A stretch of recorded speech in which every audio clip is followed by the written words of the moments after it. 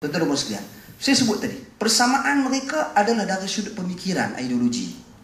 Persamaan apa? Dari sudut khawarijnya. Khawarij ini soal ideologi, soal ekstrim, melampaui batas.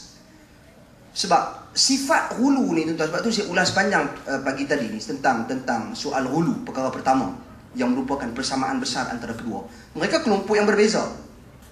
IS lain, Bashar Assad ni Syiah ni lain, tuan-tuan dan sekalian. Dan juga Iran, Syiah lain. Daulah Islamiah di Iraq dengan Syam lain. Mereka memerangi Syiah. Bukan satu benda yang pelik. Sebab tuan-tuan dan puan-puan sekalian, Khawarij yang muncul di zaman Ali bin Abi Thalib radhiyallahu an, mereka ni mengkafirkan siapa? Mengkafirkan Muawiyah dan para sahabat, mengkafirkan Ali juga, dan sekutu-sekutu Ali. Jadi pengkafiran mereka itu, dia punya teritori dia tu terlalu luas, tak ada sempadan. Syiah ni dia taksub kepada Ahlul Bait.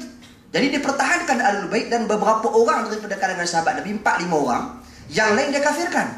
Khawarij semua kafir mereka. Lagi dahsyat, tuan-tuan dan puan-puan sekalian.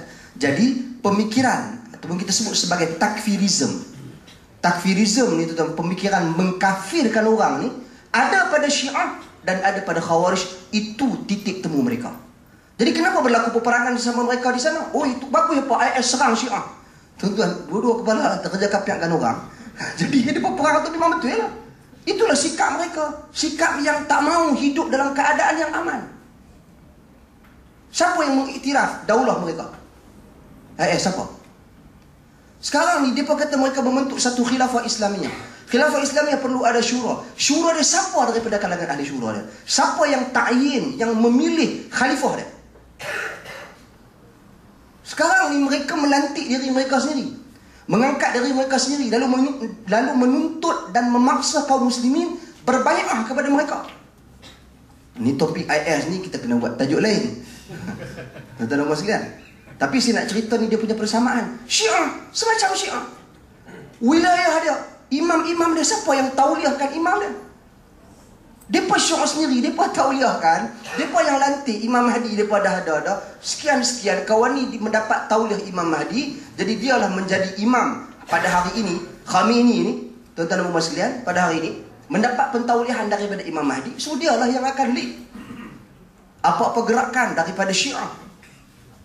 Jadi ini persamaan mereka dari sudut ketaksuban mereka. So kalau tanya apa hubung kait, memang dari zahirnya mereka adalah musuh sesama mereka. Tuan-tuan dan puan sekalian. Adapun dari satu sudut yang lain, tuan-tuan dan puan sekalian, persamaan fikrah mereka itu ada. Khawarij ni dia lagi melampaui batas lah. Demikian juga dengan golongan Syiah. Jadi itu sedikit sebanyak hubung kait antara Syiah dengan IS. Sama tapi tak serupa. Wallahu a'lam.